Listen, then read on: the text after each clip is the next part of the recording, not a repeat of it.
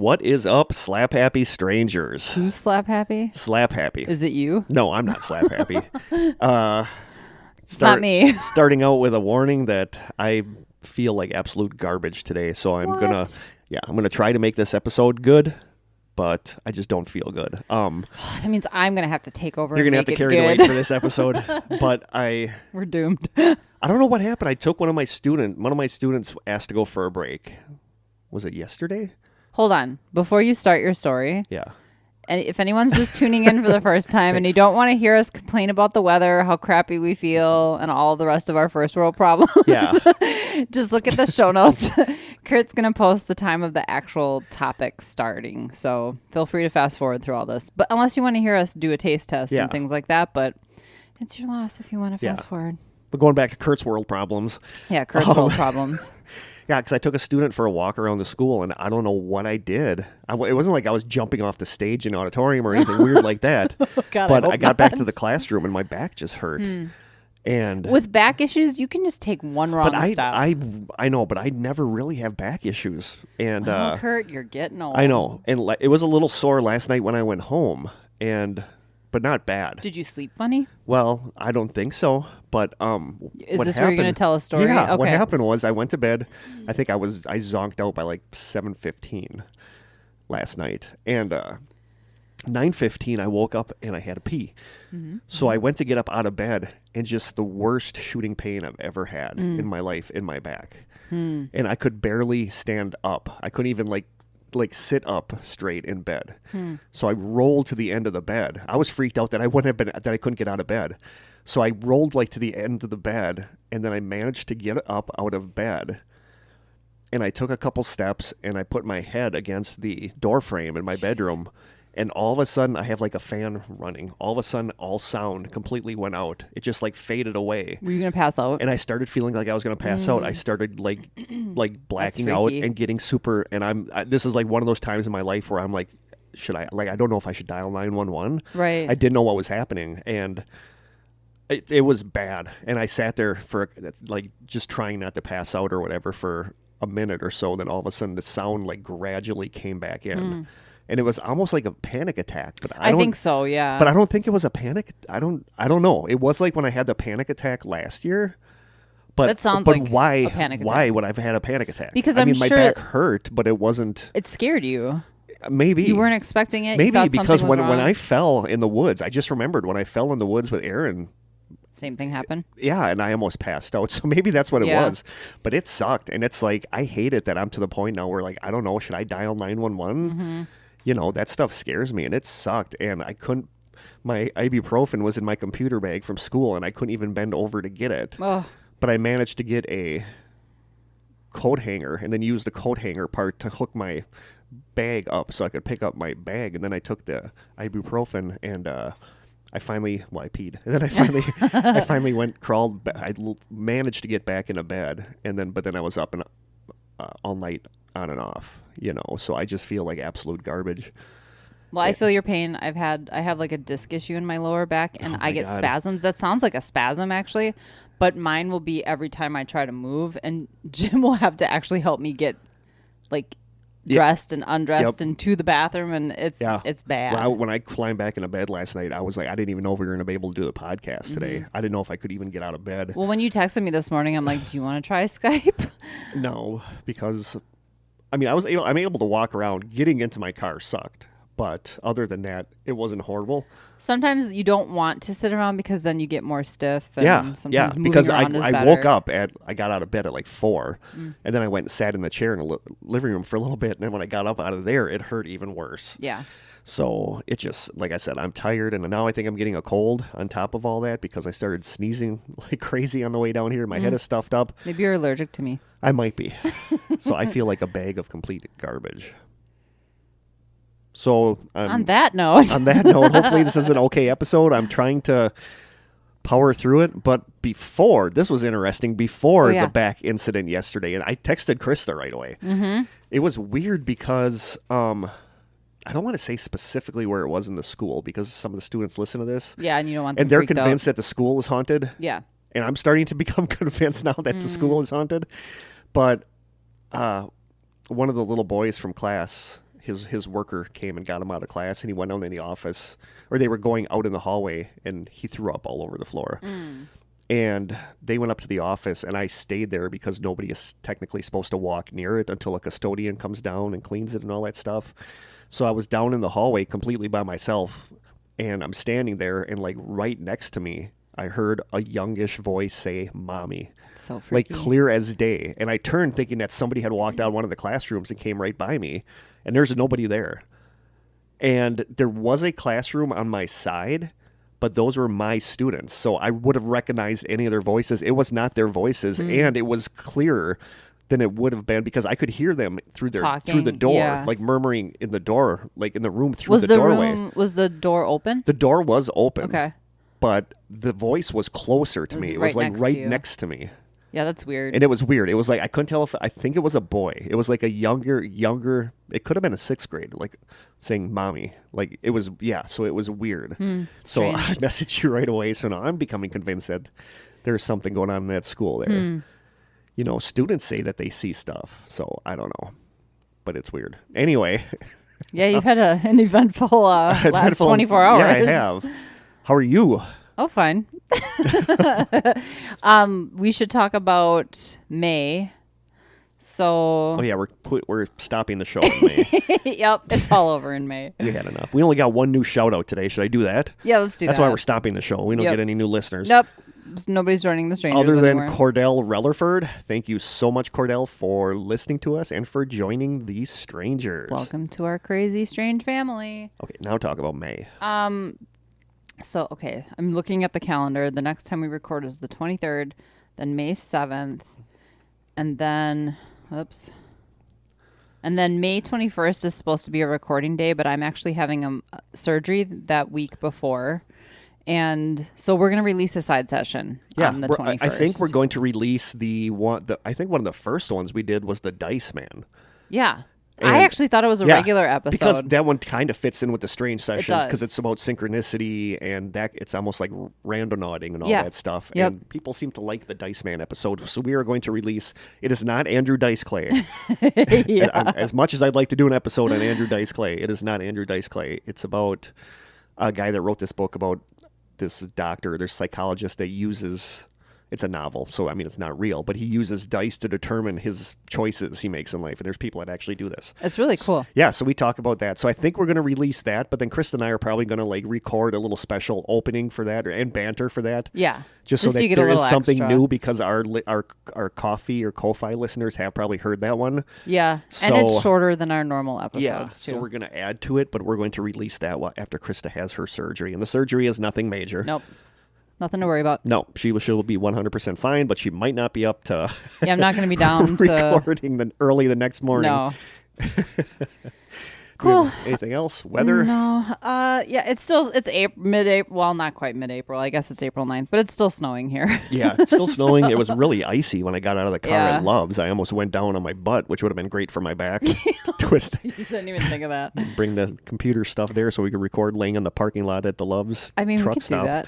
I did notice on my drive home from work yesterday as it was snowing that all of the farm fields have like a really short, light layer of green coming up. And that got me all giddy. I'm like, all right, spring. It is actually spring. It's just still snowing. Yeah. Hopefully the kids next weekend won't be like having to bring snow shovels to find their Easter eggs, but yeah, you know how it is in Wisconsin. Yep. So we have a package, and also we got. But I'll wait till we talk about that for the taste test. Okay. Because Carl sent us a bunch of snacks and stuff like that. Is that who sent this? Carl. Okay. Yep. But because I couldn't carry anything when I left home, all I brought, I can't even remember. I always want to call it Giardia, but that's like some Jardinera. Yeah, Giardia is like some disease or like it's that's like a medication or something for something severe to moderate. Or I'm sorry, moderate to severe. Okay, I'm opening this package. Yes, this somehow that's on the side here. It's from Ashley Marie Baker. Yes, okay. Ashley sent us this. I think we got it like 2 weeks ago. So Ashley, thank you for this. Krista is opening it right now. Somehow. With the ceremonial dagger sent in by Sophie and Adam. Yes. Ooh. God, I haven't grunted in a while. Ooh. Oh, she said there was a scarf in here. Does she want the scarf back? Yeah. If you want the scarf back, let us know. Otherwise, it's in here just as like cushioning, I believe. Otherwise, we will wear it in our pictures next week. Ooh, it's a pretty scarf. It is a pretty scarf. Let us know if you want that back. If not, it's actually really pretty. Yeah. Okay. Let us know if you want it back. If not, I'm pretty sure Krista's just calling dibs on it right now, actually. I mean, unless Kurt's into it. Okay, let's see. Oh, wow. There's like a whole... Oh, look at this. Okay, I got to take a picture of this. She there's a letter, and it has a wax seal. Dang. Fancy. I take the worst pictures. I'm just going to be super honest about that. I have an iPhone 12, and you would think that this thing would take better pictures. I call operator error. Okay, do you want to open this? Break the seal. I'm excited to have a letter to add to our whiteboards over there. Okay, I'll wait until... Holy buckets, there is a lot here. Holy buckets. You don't need to read the whole thing. We can read it to ourselves afterwards. Because that's a lot.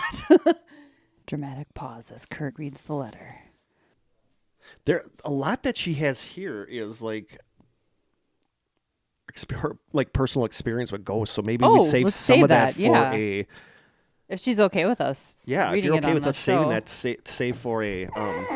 Wow. That was squeaky. If you're okay with us saving this for a listener stories episode. Cool. This is a really sweet letter, but I'm going to read the first 2 paragraphs. Okay. Hello, Kurt and Krista. Hi. Year-long stranger here. Yay. Hopefully this letter finds y'all well and not too cold up there as spring slowly approaches. We were just complaining about that, actually. I've been listening for a little over a year now, and I really appreciate all that y'all do. There are a bunch of podcasts that I listen to, and yours, more than others, really feels like sitting down with friends and just chatting about paranormal stuff. I especially enjoy the taste tests. I am a baker by trade and considered sending some cookies, but I was unsure how well they travel. For future reference, what are y'all's favorite confections? And if, in theory, what kind of cookies would you like to receive? I love a classic chocolate chip cookie, I'll be honest.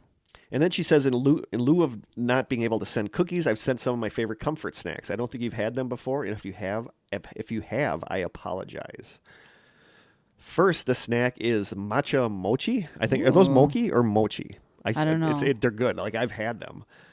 Not too sweet, but still very flavorful. I'll wait till you're done reading. For the drink is... yeah, there's a can. Yeah, I think I might have had that Milkis, a kind of milk/yogurt soda. It sounds odd, but it's surprisingly refreshing. Hopefully you find them enjoyable as I did. Consider sending more... I did consider sending more pickle-themed snacks. Anyway, I truly appreciate the two of you. Aw, we appreciate you. Okay, I'm going to read. I don't know if she wants me to read this, but I'm going to read this because it's really sweet. Oh, right now? Okay. Yeah. She said, anyway, I truly appreciate the two of you. I've had a very lonely year, from a long relationship ending and moving out to living alone for the first time, which at 28 feels a bit too old to experience, but here I am. No, I don't think I lived on my own until I was late 20s, maybe? You know. I think everyone should, by the way, live by themselves. To both my mother and uncle passing away from COVID in the same month. I'm so sorry. It's been rough for me. I've never been good at reaching out and talking to people, but alongside a few others, the strange sessions has really helped me to stay grounded when all I want to do is break down. Thank you both. Oh, well, again, yep. Again, we're honored that we can be a light in the darkness. That's when we realize that what we do is important. It matters to people. Even if we joke about it not being important sometimes on the show. Right. But thank you so much. And we're going to read the rest of your stuff in our listeners' experience episode. Does that sound right? Yeah. Listener stories. Yep. Cool. All right. I will open this. I didn't want to make a bunch of noise. It's very How are we going to drink this drink? I know you're not... do you want to grab a mug from behind you? Well, we could drink our tea first, and I could just put it in here. Well, that's a lot of tea to drink, though. No, that's not. I can chug that. We got to set the camera up. Oh, okay. Before we forget. Setting the camera up. You got to move. I got to move. Oops. Yeah, if you guys were listening to that, I did not have my microphone on during the taste test. I was using the other microphone, and I forgot to turn it on. So I'm going to try to... Stop messing with the wrapper. Yeah. I'm going to see if I can make it louder when I'm editing it, because I'm really, really quiet. But really quiet. Yeah, if I can't, we apologize. But we are going to go with the tea that we tried was amazing. Yes. That was a 10 out of 10 from both of us. The Jardinera was a 15. The Jardinera was a 15 out of 10. That good. It was that good. Carl, that was you my outdone first yourself, buddy. That was my first time ever having it, and That's a great way to start. if you guys subscribe to the coffee thing, you'll be able to see the video of us, and you'll be able to hear it, I think, a little better. Oh yeah, the sound is good on the video. But you probably won't hear me on the microphone, but I did have a foodgasm because that was amazingly good. Yeah. I couldn't stop eating it, actually. And that is Sasquatch sauce. Yep. We'll maybe put a link to it in the strangers. Yeah. That was amazing, Carl. Like I said, I'm sorry that I don't know if our taste test is going to work, but his Facebook page is facebook.com/Sasquatch sauce, and Sasquatch is spelled with a K. Yeah. And it was so But good. we'll put a link. Yeah. It's amazing. I can't wait to put it on our pizza. First time I've ever had it. And I know the first time we had it was a couple months ago, and we were both like, how have we lived our lives without this? The It's so matcha mochi, I can never remember which one it was. Yeah, I wasn't a fan. Krista gave it a 4. gave it a Krista did 4. not like the texture. I gave it a 10 because It's I thought squishy. I thought it was amazing. I like the color. I've had it before, so I thought, not this brand, but I've had mochi. It tastes like mochi. squishy raw dough with a gel in the center. And I loved it. 10 out of 10 from me, 4 out of 10 from Krista, and our Milkus, That was really good. 10 out of 10 from me. I'm giving that an 8 just because, You're not a drink fan. No, although I've been drinking a lot of sparkling water lately, Yeah. like flavored sparkling. So carbonation is growing on me, but it reminded me of a cream soda, which I thought was really good. So sorry if we botched the taste test on this one. We didn't get to. It happens. It's sorry been a if while since we botched something, Yeah. so it was time. So right when we got done recording, I decided I should check my microphone. Not on. But I'll see if I can fix it during editing, and if not, then the only ones that will really see that are the coffee subscribers. So sorry, guys. Unless this one time we post the video on the Facebook page. Maybe. But we can think about that. Yeah, we'll think about that. Okay. All right. I don't like posting stuff that our subscribers pay for I know. too often I know, because but- what are they paying for then? I know. But I just feel bad that we botched that. Anyway, this episode is another in our Strange State series. And this state is near and dear to my heart because I've been there and I absolutely love it. And we are going to talk about Arizona. Carl made a case to do Arizona. Oh. So, Carl, this one is for you. This is all about Carl. Oh, yeah. It's the Carl episode. It is the Carl episode. I've never been there, but I've had family. My dad's side of the family, people have lived there in the past and just loved it. 94, I think I went there. My buddy Tom that used to live here in town, him and his wife moved out there. So in 94, I went out there, and I was expecting to hate it because it's hot and all that. And It's not humid, no, though. it is not. I absolutely loved it. He lived, I don't think he still lives in Tempe, but he lived in Tempe, which is like a suburb of Phoenix. They picked me up at the airport in Phoenix with a cooler of beer in the car. Nice. And As we went to some ghost towns. We went to the desert. We went shooting guns in the desert. We went boating in the mountains, which is really cool because there's snow. Oh, sure. So it was just like amazing. Like I absolutely loved Arizona.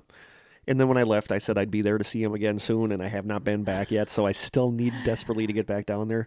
But Michelle, one of our good listeners, much loved listeners, lives out there too. And I just love the state. Just love it. So Arizona fun facts. I got 6. Okay. I couldn't figure out which one to take out, so I didn't take any of them out. So we're going to have 6 facts. First fact, Florida is the sunshine state, but actually Florida comes in 5th in the amount of sun. Arizona is number 1. Yuma, Arizona is sunny 90% of the time, and Wow. Phoenix and Tucson both tie at 85% of the time. Wow.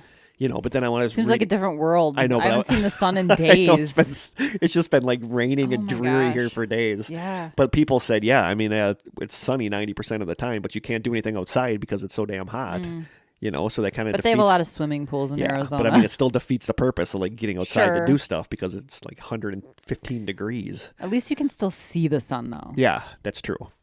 I'm all paranoid. My mic's not on. It's on. It's You're on. good. Okay. So it is the sunniest state in the country. Fun fact number 5, which I already knew, which I think is cool, is that Arizona has the original London Bridge. What? Yep. Yeah. Okay. One of the more bizarre stories to come out of Arizona is the tale of Robert McCulloch Sr., who founded the city of Lake Havasu. The London Bridge just happened to be sinking, and it was beginning to become a safety issue. So when he was founding Lake Havasu City, he decided to buy the whole bridge. So they moved the entire bridge, lamps and all, and had it shipped to Arizona. The bridge was taken apart there piece by piece and then reconstructed, and to this day, it's the biggest tourist attraction in the surrounding area. So why Arizona? The guy that founded Lake Havasu just wanted it because they were going to destroy the London Bridge, the original London Bridge anyway, and he's like, well, I'll just buy it. Okay. So if you go to Lake Havasu, one of the bridges there that spans a river is the actual London Bridge. So that whole saying, hey, I got a bridge I can sell you, sometimes is true. Okay. But yeah, I've known that because of a armchair treasure hunt thing that something was hidden on London Bridge, but it turns out it's actually in Arizona. Okay. So I just think now I do know. Super interesting. It is. And, I always have to do something foodie during our state stuff. So Arizona was the state with the first McDonald's drive-thru. Really? Yeah. Back in 1975, you had to go into McDonald's to get food. I mean, drive-thrus haven't been around forever. So at the time, I can't remember. That's interesting. So for my whole life, we've had drive-thrus because I was born in 76. Yep. Okay. So back in 1975, you had to go into McDonald's to get food. At the time, soldiers stationed at the nearby military base, Fort Huachua, were not allowed to appear in public at any time in their uniform. So as they headed in and out of their base in their uniforms, they drove past the nearby McDonald's, but they couldn't run in to get food because they were in their uniforms. Oh. So that franchise owner decided to put in a drive-thru, and on January 24th, 1975, the world's first McDonald's drive-thru opened. So other drive-thrus must have existed at the time? They probably did, but McDonald's did not have one at the time. Why couldn't they go out in public in their uniform? It was just a thing. It was just like one of their laws, for the military base was that you could not appear in public in your uniform. It's odd to me. But I mean, that makes sense that if they wanted like a Big Mac, they couldn't just run in and get it. If they had their uniform on, I did read that some people brought a change of clothes just in case they wanted to change to go into McDonald's. Wow. But then they'd have to do it in their car, Dirty Dancing style. Yeah, basically, yeah. So they decided, the franchise owner there said, I'm just going to put in a drive-thru, and it was a McDonald's, the first drive-thru McDonald's. Okay. And now they all have them. Way to go, Arizona. Also, a little bonus fact, Arizona is the home to the only McDonald's in the world that has turquoise arches. Oh, instead really? of red, because Sedona... I'm delightfully shocked by all of these facts. Well, the color original like McDonald's logo is like a red background with like a yellow M. Mm-hmm. But Sedona officials thought that yellow clashed with the area's natural red rock, so they made a turquoise. And turquoise is very common in Arizona. Yeah. So they made a turquoise. That's the only one in the world that has the stone that has different arch colors. It's turquoise. Yep. Next fun fact, and this I think is so cool. According to the kickassfacts.com site, Arizona is home to several chapters of the BACA motorcycle club or biker gang. The BACA stands for Bikers Against Child Abuse. This motorcycle gang helps keep victims of child abuse safe while the child's abuser is prosecuted, including guarding the child's house at night if the abuser is not yet in jail, and attending court with the child, shielding them so they don't have to see their abuser. I've heard of this. Yeah, that's amazing. I don't know if other states have that, but there's a lot of chapters of that around Arizona, and I think that's so cool. It is cool. So kudos to them for doing that, because that is amazing. And of course, laws. Goofy laws. In Arizona, it is against the law for donkeys to sleep in bathtubs. Was this such a problem that they had Apparently, to make a that law? was a huge problem, letting your donkey sleep in a bathtub. All right. In Arizona, any misdemeanors committed while wearing a red mask are considered a felony. Ooh. So, no idea. And I don't know if it's Mojave or Mojave. It's Mohave. So that might be, I don't know. Mojave? I don't know. I'm just going to say Mojave.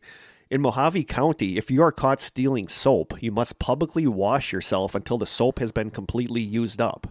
Wow. Yeah, I'm assuming you don't have to be naked. I hope not. Well, I don't know. That'd stop you from stealing soap, I guess. That'd be really awkward with a bar of soap, because that would take a really long time. That's what people said when they were commenting on that. Like a bottle would be different. I'd just dump the whole thing out. Yeah, but a king-size bar of soap. Oh, man, you'd be there for days. Yeah. You'd be clean. Super squeaky clean. You'd have prune hands for sure. Yeah. But yeah, that's... so don't steal soap in Mojave County. Yeah, don't do that. And lastly, this one actually makes sense. In Arizona, it is illegal to refuse someone a glass of water if they ask for one. Well, it's because hot it's so there. damn hot there. Yeah. But if somebody just comes up and asks you for a glass of water and you don't Legally, give them one, you have to give them a glass of water. Yep. So those are the weird laws.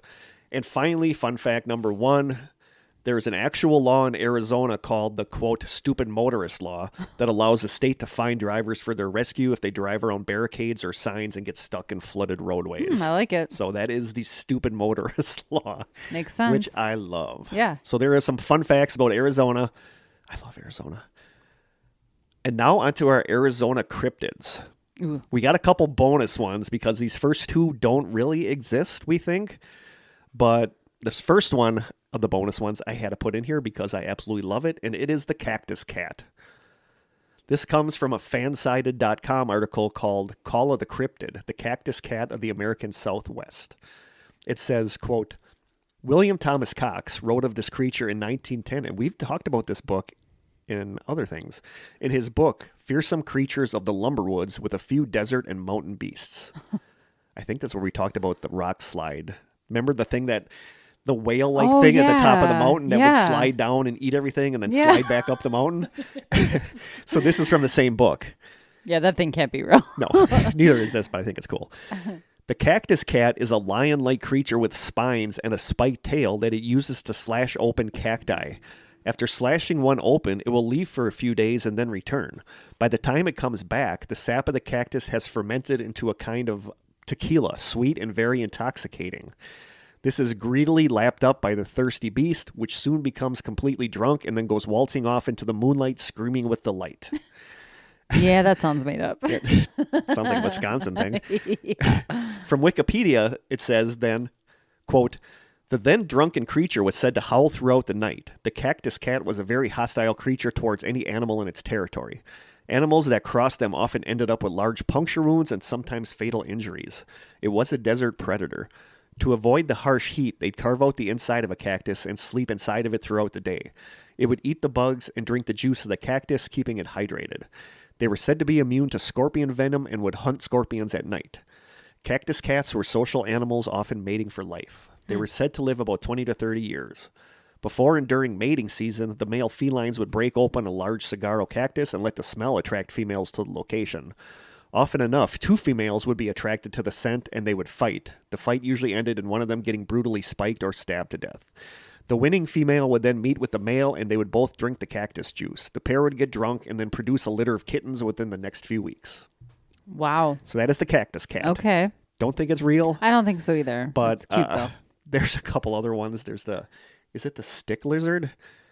It's like a lizard that, because the sand is too hot, it's learned to use sticks like... Yeah. What are those like called? Stilts? Like stilts. It uses sticks like stilts, so you see it going across. And there's also the... I want to see that. Was it the Arizona carp or something like that? A fish that supposedly lives in the sand. Okay. And there's a special... There was something like there's a special worm that you put on the end of your fishing rod and you send it out into the sand, and then the worm burrows down, and when it finds it, it comes back up, and then it whistles to you. So just something weird like that. So they have like these weird... And that's how you catch the carp? Yeah. Oh, wow. Yeah. So okay. So they have some of these weird made up ones. But that is the cactus cat. Next is the jackalope. And this comes from a ryeheat.com article called Some Not So Natural Critters of Arizona. Jackalopes, stick lizards, and sand trout. That's what it is. Stick lizards are the ones and sand trout. Okay. The article says, quote, the jackalope is a hybrid between jackrabbits and antelopes or deer. This critter, which has long been in folklore, was made famous in a was made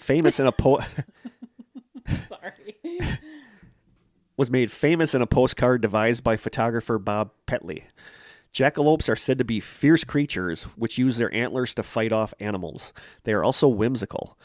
Jackalopes possess an uncanny ability to mimic human sounds. In the Old West, when cowboys would gather by their campfires to sing at night, jackalopes would frequently be heard singing back, mimicking the voices of the cowboys. Jackalopes became especially vocal before thunderstorms, perhaps because they mate only when lightning flashes, or so it is theorized. That's very specific. When chased, the jackalope will use its vocal abilities to elude capture. For instance, when chased by people, it will often call out phrases such as, "There he goes, over there," in order to throw pursuers off its track. The best way to catch a jackalope is to lure it with whiskey, as they have a particular fondness for this drink. Once intoxicated, the animal will become slower and easier to hunt. Animals in Arizona have a drinking problem. Are you sure this isn't Wisconsin? I'm pretty sure this isn't Wisconsin. Okay. Jackalope milk is particularly sought after because it's believed to be a powerful aphrodisiac. For which reason the jackalope is also sometimes referred to as the horny rabbit. However, it can be incredibly dangerous to milk a jackalope, and any attempts to do so is not advised. A peculiar feature of the milk is that it comes from the animal already homogenized on account of the creatures jumping up and down constantly. Jackalope-like animals were reported in Europe as early as the 16th century. This was probably due to the occurrence of rabbits with antler-like tumors on their heads, the result of papillomavirus infections. Even Buddha mentioned horned rabbits. So there you go. Was the Red-Green show like a local thing? No, it's like a Canadian thing. Oh, okay. Yeah, that was Canadian, but everybody thinks it's very Wisconsin. Totally. Yeah. I remember there was definitely a jackalope on the Red-Green show. Yep. I've only seen it a couple times. I like the jackalope. My dad used to love that show, so it was on a lot when I was a kid. I like the jackalope too. He sounds adorable. So now... a rabbit with horns. One of these upcoming, I don't think is an actual thing, but people have claimed they've seen it, so we'll go there. The first one I have that in the actual cryptid thing is thunderbirds. Oh, I've heard of this. Yep, and this is a giant bird Isn't or this a Native pterodactyl. American Yeah, like thing? a pterodactyl type creature. I took a lot in this episode out of websites and stuff, so... Because I think they, like, Native Americans use thunderbirds in, like... a lot of their imagery, totem poles, things like that. Okay. Yep. So this comes from the Weird U.S. site article called, quote, "The Arizona Thunderbird." It says, "One of the great mysteries of modern times has its roots in Arizona. This mystery involves a photograph of a so-called thunderbird, a mysterious creature that was said to have been captured near the town of Tombstone. The story goes that two cowboys sighted an enormous flying creature in the Arizona desert in April of 1890. The beast had the body of a serpent, immense wings, 2 clawed feet, and the face of an alligator. The men got as close as their skittish horses would allow and then chased the bird on foot. It took off and landed a few times, and the cowboys opened fire with rifles and killed the monster. The enormous wingspan of the creature was said to have been 160 feet long, and the body was more than 92 feet long. Wow. It was smooth and featherless, more like a bat than a bird. The cowboys cut off a piece of its wing and brought it with them into Tombstone, Arizona. Or at least that's the story that was allegedly told in an April 1892 issue of the Tombstone newspaper, The Epitaph. And the fact that it was an April... Yep. That's what I'm picturing. Okay. The fact that it was an April newspaper makes me think might have been a hoax. Yeah, yep. There's tons of pictures. There's tons of supposed pictures of people posing with there's one, like, it's going to be in the teaser picture of a bunch of, like, hunter-looking guys posing with this giant bat-looking thing. Yeah. Okay. But in the April 1892 issue of the Tombstone newspaper, The Epitaph, this was the only mention of the story, and it gave all the appearances of the tall tales that were often written in the Western newspapers of the time. What makes this story different, though, is that it has given rise to an odd modern legend. The story was revived in 1930 in the book On the Old West Coast by Horace Bell, and then 33 years later, a writer named Jack Pearl mentioned the story in the sensationalistic men's magazine Saga. Not only did he tell the story, though, he went one step further and claimed that the Tombstone Epitaph had in 1886, quote, published a photograph of a huge bird nailed to a wall. The newspaper said that it had been shot by 2 prospectors and hauled into town by wagon. Lined up in front of this bird were said to be 6 grown men with their arms outstretched fingertip to fingertip. This creature measured about 36 feet long from wingtip to wingtip.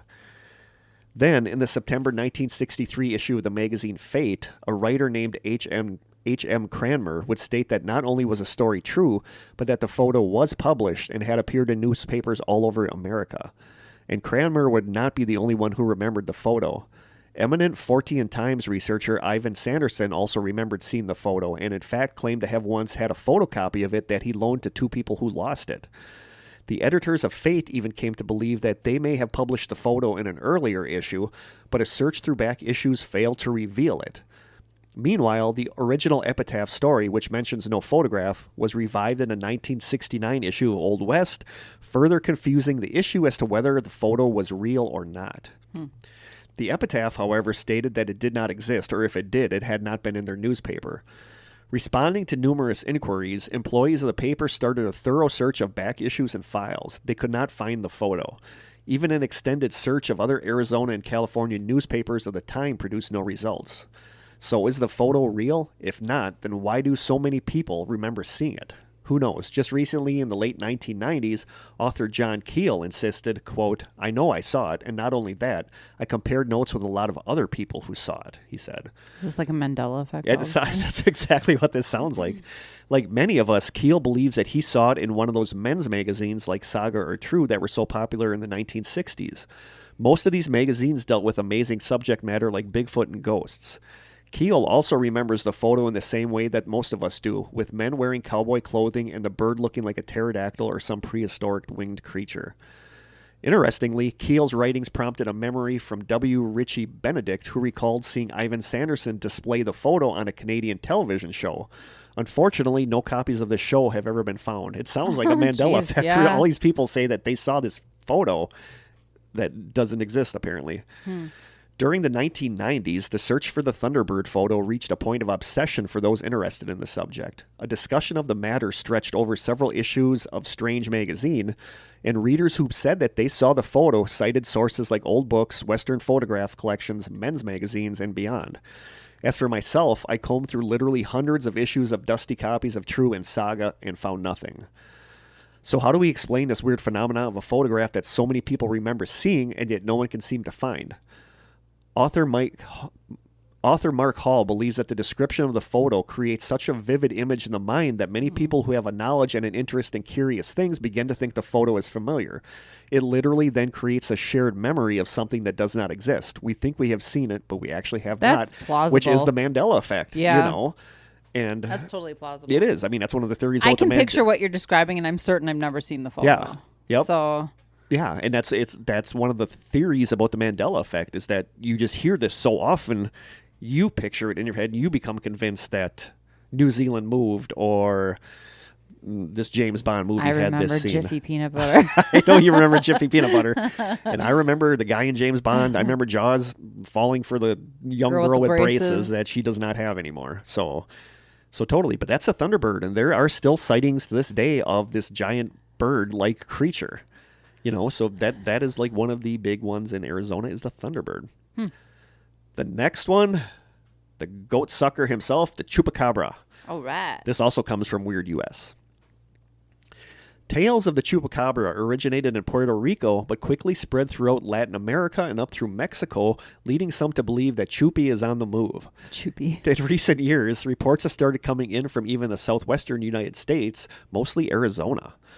One of the first reports came from a Tucson resident named Billy Nubian, who together with his partner was woken up in the middle of the night by the panicked bleats of the couple's two goats.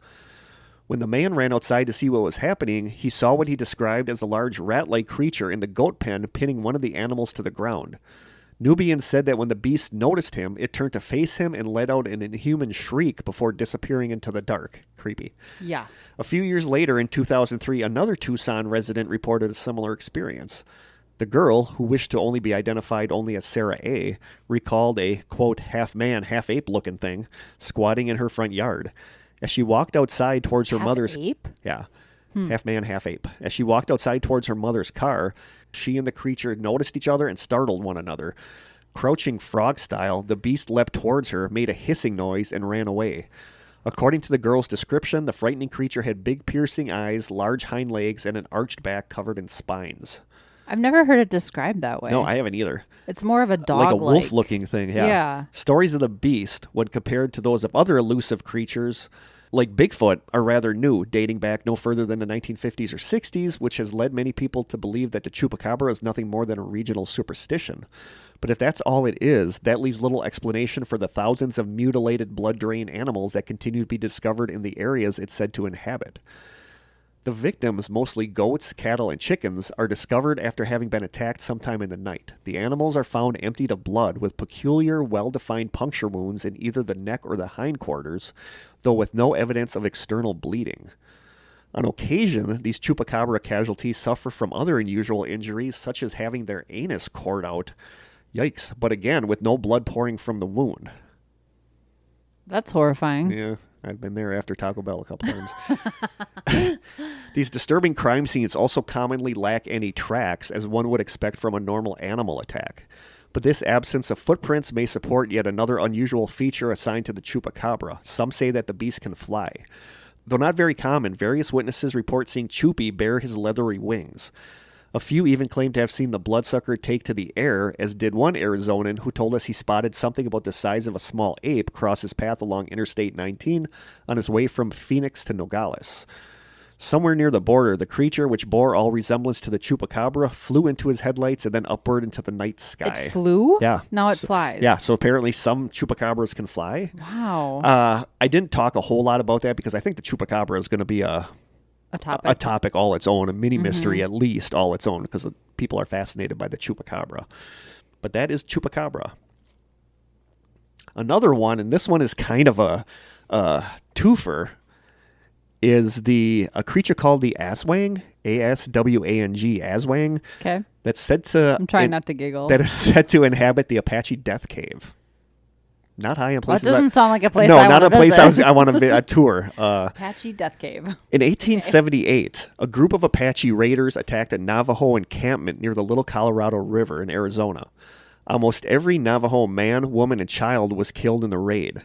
When the Apache finished looting the encampment, only 3 girls remained, and they were swiftly taken prisoner by the Apache. When the Navajo leaders got word of this attack, they sent out a team of 25 men to avenge the fallen encampment. These men tracked the Apache across the land and blocked the borders into the region. However, their efforts failed and the trail went cold, disappearing into the river and volcanic cinder. News arrived that another nearby Navajo encampment had been raided, which meant that the Apache were somehow still in the area. Scouts were deployed again, 2 of whom were sent to check the short arm of Diablo Canyon. The scouts had found nothing until they were startled by a blast of hot air from underground. Upon further investigation, the scouts discovered that the hot air was coming from an Apache campfire in an underground cavern beneath them, large enough to house both the Apache raiding party and the horses. The scouts returned with news of the discovery, and the Navajo came back with a vengeance. After killing 2 watchmen, they gathered up the dry sagebrush and driftwood on the canyon floor and started a fire at the entrance of the cave. Now aware of the attack as smoke billowed into their hideaway, the Apache slit the throats of their horses and used the horses' bodies to seal off the entrance and use what was left of their water to put out the flames. A lone Apache man escaped from the fiery barrier and begged for mercy. The Navajo proposed a customary payment of goods and stock in exchange for forgiveness, and the Apache man agreed. However, when the Navajo asked about the 3 girls who had been captured, the Apache spokesman hesitated, confirming the Navajo's worst fears. The girls had already met their end. Enraged, the Navajo went into the cave and added more fuel to the fire. Smoke and the sound of the Apache singing death songs filled the air. When the songs faded and the smoke cleared, the Navajo broke through the charred barrier of the horse corpses. They retrieved their goods and stripped off the valuables of the 42 Apaches who had suffocated inside of the cave. From that point on, it's said that no Apache has ever used that cave for any reason. Local tribes warned would-be pioneers about the cave, saying that the land around it was cursed, but settlers often passed off the stories as silly superstition. The pioneers who lived there would later report hearing disembodied groans and ghostly footsteps outside their cabins, and to this day, people report mysterious shadows lurking around the area and say that they sometimes hear the soft murmuring of the Apache death songs being sung. Wow. Yep. That's a story. And inside the Apache death cave is believed to be a creature called an Aswang, A-S-W-A-N-G. Okay. According to an article on DGO magazine called, quote, Bigfoot, the Slide Rock Bolter, and Chupacabra, oh my, the article says, the Aswang, a vampiric cryptid known for its shape-shifting abilities, was first discovered in the Philippines hundreds of years ago. The Aswang does not sound like a creature you'd want to run into in a dark alley or even a very well-lit alley. This creature has long, sharp claws, smells like rotting meat, makes rattlesnake-like noises, and has an affinity for eating small children and sucking fetuses out of its prey. Oh my God. Because Aswang are shapeshifters, they can be difficult to identify. According to legend, by day they would live amongst people, then by night shapeshift into various animals. On various occasions, pregnant cows near Two Guns, Arizona have been discovered dead, their fetus calves nowhere to be found. Skinwalker? It sounds like a skinwalker. Yeah. According to the Culture Trip website, In an article called Aswang, the Terrifying Vampire Ghouls of the Philippines, it says, if you look directly into a person's eyes and your reflection is upside down, then you've just met an Aswang, according to paranormal experts. Because Aswangs disguise themselves as humans and animals, no one is really prepared for them. That's creepy. But to avoid becoming prey, there are telltale signs that reveal when these beasts are on the hunt.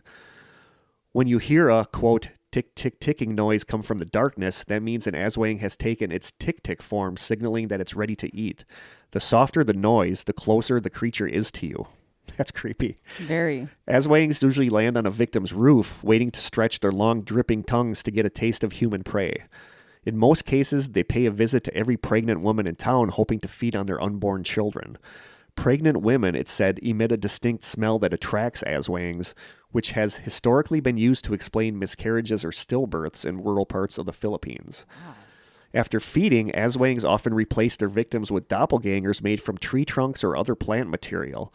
People are then blissfully unaware that these beasts are on a killing spree because the victim is still there, except it's a doppelganger.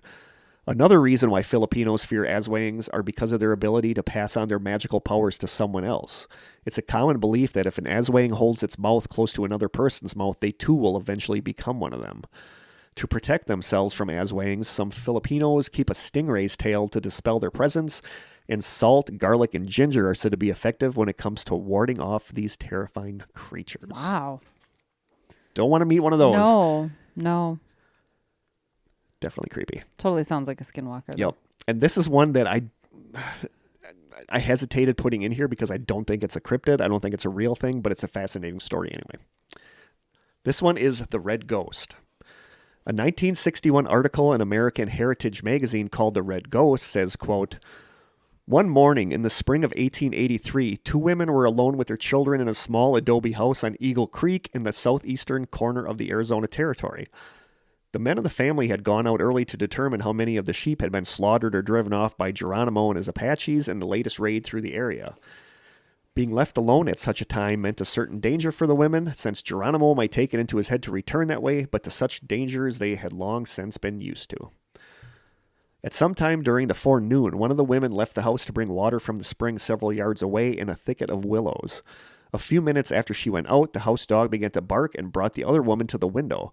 All she was ever able to report about what she saw was that it was red, enormous, and ridden by a devil. She heard screams, but was too terrified to think of even doing anything, so instead she barricaded the door and spent the day in hysterical prayer.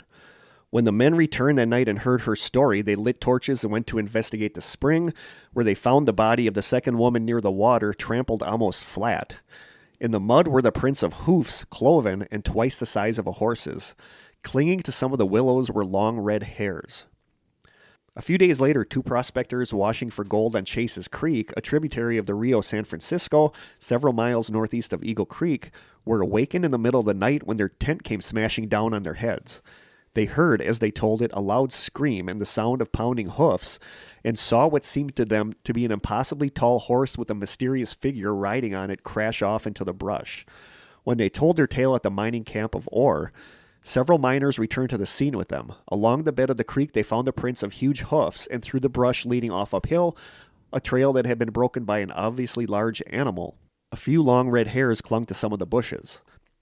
Although half a dozen miners corroborated these discoveries, which clearly coincided in details with the occurrence at the sheep ranch, the general reaction to the story was a skeptical grin. One devotee of this game claimed that he had chased the beast and that it had eluded him by vanishing into thin air. Another reported that he had watched the beast kill and devour a grizzly bear. Well, a month or so later, another rancher got a fairly good look at the beast from about half a mile away and recognized it as a camel. He couldn't make out the figure on the camel's back, though, because the creature made its way quickly into the brush. A few weeks later after that, the Red Ghost turned up near the valley of the Verde River about 60 miles west of Hamblin's ranch, and the scoffing ceased. This time, a party of 5 prospectors sighted the animal feeding on a mesa, managed to get within what they considered shooting distance, and fired. They either missed completely or merely grazed the animal, and it rapidly loped off out of range. As it departed, though, something fell from its back. The prospectors investigated and found, as the Mojave County miner described it, quote, a human skull with a few shreds of flesh and hair still clinging to it. For the next several years, dozens of people spied the creature, who by this time had been dubbed the Red Ghost, carrying its headless rider.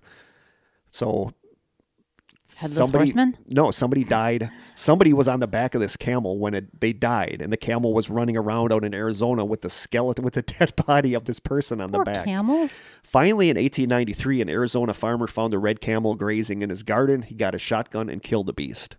By this time, by this time, the dead rider had completely fallen off, but the saddle and leather straps with which the corpse had been attached were still on, having scarred the camel because they were on so tight. Aww. The Red Ghost has become a major Arizona legend, with some high school football teams calling themselves the Red Ghosts, and to this day there are still reports of people seeing ghostly camels with skeleton riders. So I just thought that was a really interesting story. Yeah, I've never heard that one before. Yeah, and there's a lot of debate whether it actually happened or it actually didn't happen, because at that time camels were in Arizona. Like, some people used camels to haul, like they're like miners would use camels to haul stuff. So it's very possible, but then it's like, why did this guy die on the back of the camel? You know, they theorize that maybe this guy was shot and just died upright, and that the camel was running around with this skeleton of this guy on its back. I know, poor camel. He didn't do anything wrong. No. And the number one cryptid of Arizona is the Mogollon Monster, or the Arizona Bigfoot. Yes. Although it's not very Bigfooty, I don't think. I don't know. Like it's a Smallfoot? I don't think it's a Smallfoot. The Mogollon Monster is Arizona's version of Bigfoot. It supposedly lives, as you might have guessed, along the Mogollon. I always don't know how to pronounce this because it's Mogollon, so I always want to say Mogollon, but it's Mogollon. Okay. Along the Mogollon Rim, although it has allegedly been spotted around Prescott and in the Grand Canyon.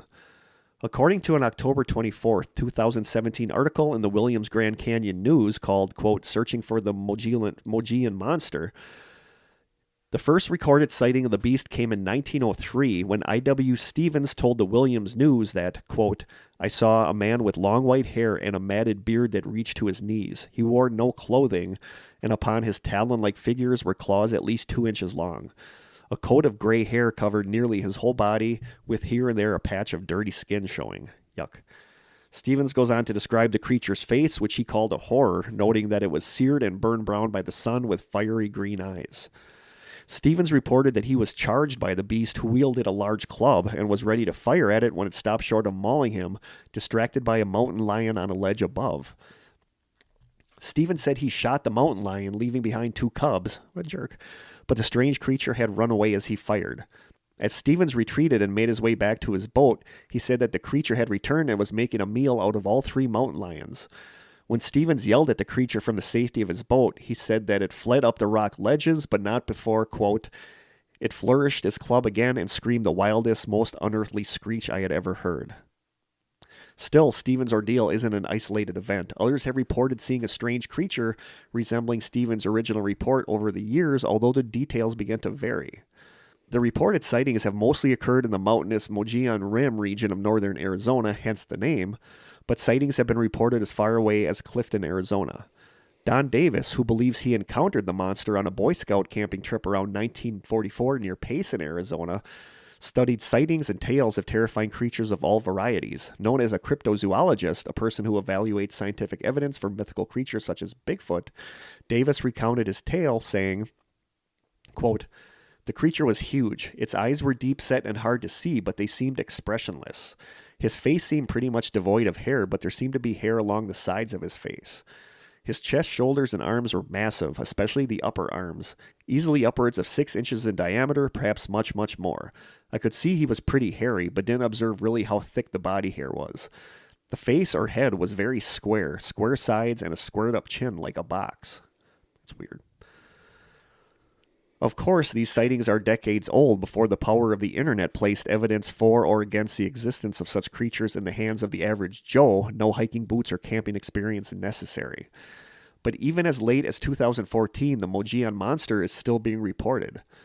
A sociology student reported to Cryptozoology News, so take it with a grain of salt, it's the internet, that she was hiking the Canyon Point Trail near Payson when she saw what was described as, quote, "a troll-like looking creature drinking from a pool of water." The student said that the creature was human-looking, no hair on it, but full of bumps. The eyes were kind of a brown red. Thick, big nose and small lips. No expression on its face at all. It then took off running like a person. The Mogian monster is described across many accounts as either large or human-sized, having green or red eyes, covered in white, gray, or black-brown hair. Its origins are unknown, although visitors, residents, and researchers seem to agree something slightly inhuman may be wandering amongst the ponderosa pines of northern Arizona. And according to Wikipedia, the Mogian monster is commonly described as a large bipedal creature over 7 feet tall with large red eyes. Its body is said to be covered with long black or reddish-brown hair with the exclusion of the chest, face, hands, and feet. Reports claim that it has a strong and pungent odor described as that of a, quote, dead fish, a skunk with bad body odor, or decaying peat. Skunk with bad body odor would be rough. Anecdotal reports indicate that the creature is allegedly nocturnal, omnivorous, territorial, and sometimes violent. It is generally reported to walk with wide, inhuman strides, leaving behind footprints measuring 22 inches long, and it can mimic birds, coyotes, and other wildlife. It can emit unusual whistling sounds and explores campsites after dark, builds nests out of pine needles. That sounds like a lot like a Bigfoot. A lot of it does, yeah. Builds nests out of pine needles, twigs, and leaves, and this is a big one, hurls stones from locations that are hidden from view. The creature has also been said to decapitate deer and other wildlife prior to consumption. In numerous reports, however, the monster has been said to emit a blood-curdling scream, described as sounding like that of a woman in great distress. Accounts of the creature describe an eerie silence prior to the encounter, a stillness in the woods that commonly surrounds predatory animals. And that's one that we've talked about a lot lately, is the woods going completely quiet. Yeah. You know. Marjorie Grimes, a White River, Arizona resident, claims to have sighted the creature a number of times between 1982 and 2004. She described the creature as hairy, tall... Is it Marjorie? Marjorie. Oh, you said Majorie. It's like... Yeah, really? Yeah. Sorry. Sorry, Marjorie. Marjorie Grimes, a White River, Arizona resident, claims to have sighted the creature a number of times between 1982 and 2004. She described the creature as hairy, tall, and walking in big strides. And that is Marjorie Grimes, not Majorie Grimes. A number of people on the Fort Apache Indian Reservation also claim to have seen this creature. The Mogian monster has become an object of Arizona folklore. One such story involves Arizona pioneer Sam Spade building a log cabin on his land adjacent to what is now Camp Geronimo, only to be attacked by the creature. Later, his son Bill Spade and his soon-to-be wife are killed by the creature on their wedding day. Oh, come on. Bummer. Other stories explain the origins of the Mogian monster, implicating a tormented Native American bent on revenge, or a chief transforming to scare away his former clan. Another story involves a pioneer who is attacked by Native Americans, escapes, but is cursed by the spirits and goes insane.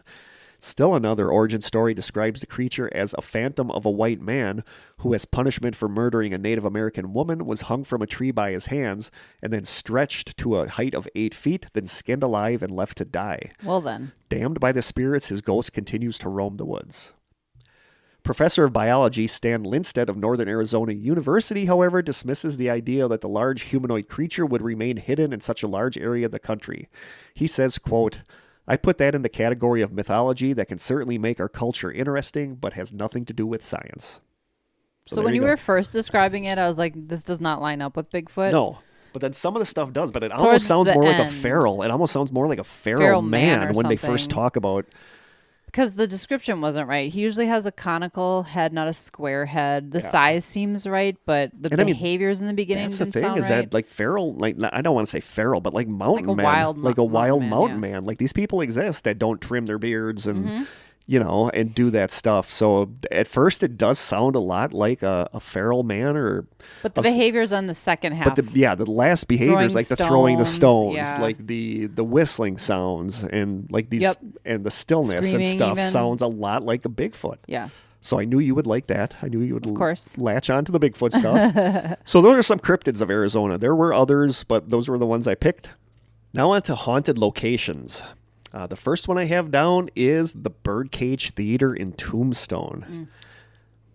I think a lot of shows have investigated there. Yeah, I know Ghost Adventures did. Like, I really want to get back to Arizona now so I can actually see some of these places. There's one coming up that I have a really cool synchronicity about, actually, but that's coming up. I'll talk more about the synchronicity when I get to the music, my music picks, actually. Oh, sweet. And I believe I got most of this. I forgot to write this down, but I think most of this is from the phoenixghost.com website. But the Birdcage Theater opened on December 26th, 1881 in Tombstone. It was owned by Lottie and Billy Hutchinson. Hutchinson, a variety performer originally intended to present respectable family shows like he'd seen in San Francisco that were attended by large crowds. After the theater opened, they hosted a ladies' night for the respectable women of Tombstone who could attend for free. But as you can guess, the economics of Tombstone didn't really support their aspirations. They soon canceled the ladies' night and began offering baser entertainment that appealed to the rough mining crowd of men, including a saloon, brothel, and gambling parlor. The brothel contained ladies that they called soiled doves. Those were the ladies of the evening, or the painted ladies. They were either the painted ladies or, quote, soiled doves. I prefer painted ladies. Soiled doves sounds sketchy. Yeah. The theater got its name from the 14 cribs or cages draped with velvet which hung from the ceiling where the bar's prostitutes dressed in feathers would service their men. Yikes. Yeah, Krista. Wish you could have seen Krista's face there. One of the first acts at the Birdcage was Mademoiselle de Granville, also known as the female Hercules and the woman with the iron jaw. She performed feats of strength, specializing in picking up heavy objects with her teeth. Is this like the birth of the sideshow phenomenon? I don't know. They didn't have Netflix back then, so you went to see this girl pick up stuff with her teeth. Yeah. The New York Times called the Birdcage Theater, quote, the wildest, wickedest night spot between Basin Street and the Barbary Coast. In its 13 years of operation, 26 people died in bar fights and shootouts. One of the most infamous deaths was that of a soiled dove named Margarita. According to the phoenixghost.com website, quote, the most gruesome murder at the Birdcage was due to a feud between one of the painted ladies and a madam at the Crystal Palace, a rival brothel. Margarita was known as the Belle of the Birdcage, and Little Gertie, the Gold Dollar, was her rival at Crystal Palace. Little Gertie, the Gold Dollar. Billy Milgreen was one of Little Gertie's regulars as well as her live-in lover. Margarita wasn't afraid. Live-in lover? Live-in lover. Oh, live-in. Yep. Okay. I was like, he's like really mad all the time. No, he probably wasn't mad all the time. I'm sure Little Gertie, the Gold Dollar, took care of that. Margarita wasn't afraid of Little Gertie, vastly underestimating her ruthlessness because of her petite size. Little Gertie caught Billy and Margarita fraternizing in the Birdcage, and thinking that Margarita was trying to steal her man, she attacked her. Little Gertie, the Gold Dollar, grabbed a double-edged stiletto that she had stashed and began hacking at Margarita's corset, hacking at her heart, and eventually chiseling her heart out of her chest. She left after the murder, making her escape as soon as the marshals arrived. Wow. Yeah. Don't mess with Little Gertie. No, do not mess with Little Gertie. Dang. Margarita found that out the hard way. When the price of silver slid to 90 cents an ounce a few months later, the remaining mines in the area laid off workers. Many residents of Tombstone left, and it closed in 1892. The building was kept closed until it was purchased in 1934, when the new owners found that almost nothing had been disturbed since it had been closed in 1889. It had become a tourist attraction and is open to the public year-round, and it's still there as a tourist attraction. Everything inside is intact, standing exactly as it was during the theater's heyday. That'd be cool to see. Oh, I'd love to see that. The theater is reported to be haunted. It was featured on the paranormal investigation shows Ghost Hunters, Ghost Adventures, Ghost Lab, and Fact or Faked Paranormal Files, among others. So I liked that one. I did too. That was a good show. My girl was on there. Jael? Yeah. So it's been on a lot of ghost hunting shows. Visitors at the theater have reported being touched by an unexplainable force. Disembodied voices and raucous laughter can be heard near the stage as if someone is enjoying a performance. During the night tours offered by the museum, many have reported a faint smell of cigar smoke and whiskey. The piano has been known to strike a few chords when nobody's on it, and the sounds of dice being thrown, glasses clinking, and cards being shuffled are often heard. Apparitions of people dressed in late 19th century clothing have also been seen lingering in the empty cribs on the second floor, seemingly watching over the visitors. After closing time, staff have reported hearing the sounds of clinking glasses and card shuffling. The haunting reports date back to 1921 when a school was built across the street, and students began to report the sounds of laughter and music coming from the abandoned building. According to that website, quote, the ghost of the slain soiled dove Margarita still haunts the Birdcage. She is usually seen on stage, and one woman has seen Margarita naked behind the curtain, claiming that the theater was empty as Margarita stared off into the distance. The stiletto that little Gertie the Golden Dollar used to cut out Margarita's heart was recently found in a theater, so it is probable that Margarita's spirit is still attached to the murder weapon. Yeah. I don't know how they know that that's the one that was used to kill. Covered in blood, or I don't know. Bits of heart attached to it. Ew. The ghost that many seem to encounter is the ghost of the lady in white. She usually wears a white dress and bonnet, has been seen just by about everybody. What? A lady in white? Yeah. It's like the most common apparition I know. ever. But she's been seen by almost everyone who has worked at the museum. She seems to be a woman of high status, seemingly out of place in a rough place like the birdcage. One employee encountered her in the poker room when she entered through the stairwell and stood in front of the employee for a while, not reacting to her presence. Many other people report similar experiences where the lady in white doesn't acknowledge the presence of others. Despite being the most commonly seen ghost in the theater, nobody knows who she is. There is one ghost who is bound to the theater, although she lurks outside. Carmelita Jimenez, one of the brothel's painted ladies, poisoned herself with arsenic in 1888. She was found throwing up by her boyfriend after he came home from work. Her boyfriend and cousin took her in for medical treatment, but the doctors couldn't save her. She died the next day. The Birdcage Theater closed its doors that day in her honor. The crying ghost of Carmelita Jimenez can be seen wandering around Tombstone at night, hanging around the brothel that drove her to commit suicide. Another story tells of a statue of Wyatt Earp that was made and placed into one of the cribs overlooking the theater. When it was first placed there, staff would arrive in the morning to find that the statue's hat was continuously knocked off and thrown onto the floor below. This occurred over and over and over for about 6 months. The statue had a hat that could be removed? Yeah. Yeah, it was Okay. I want to say it was more like a wax figure than a statue. Okay. You know what I mean? But it had a hat. And they'd come in the morning and it would always be on the floor. Interesting. On one occasion, staff came in to find that the statue was turned around with its back facing the view from below. That'd be weird. Sometime later, a local historian told the Huntleys that they had placed the Wyatt Earp statue in the crib that was usually reserved by the Clantons, their enemies. When the statue was moved to the crib that Wyatt actually frequented when he was alive, the hat tossing finally stopped. On another occasion, a valuable antique poker chip, which had been missing for years, suddenly reappeared on the poker table. Upon finding it there, it was locked away in a safe until it could be authenticated by historians. However, when the historians finally arrived, they were disappointed to find that the chip had suddenly gone missing again. After the historians left, the chip reappeared in a locked desk drawer. So those are the hauntings. Just inside the entrance is also the Tombstone Merman, the remains of a small mummified creature in a glass box. I'm assuming This sounds legit. I'm assuming that's fake. And I just threw this in because I think this is interesting. Also, the longest poker game in history was played in the basement of the Birdcage Theater. Those who wished to play had to buy in for $1,000 up front. Among the notable people who played in this particular game were George Hurst, Diamond Jim Brady, Adolphus Bush of the Bush Beer Company, Oh, really? Doc Holliday, Bat Masterson, and Wyatt Earp. Perhaps surprisingly, Buffalo Bill Cody was not present at the game. The poker game was played continuously 24 hours a day, 7 days a week, continuing from 1881 to 1889 for a total of 8 years. It's estimated that approximately $10 million was exchanged in the game during the 8 years that it lasted. So throughout that time, people would get up and leave. Yeah, and then more people would join. It was constantly going. So, yeah. So that's just crazy. Yeah, that is crazy. Another haunted area, this one's tiny, but I just think this is interesting, is the lovingly titled, and this is going to be on anybody's tour stop, Slaughterhouse Canyon. Oh, yeah. Yeah.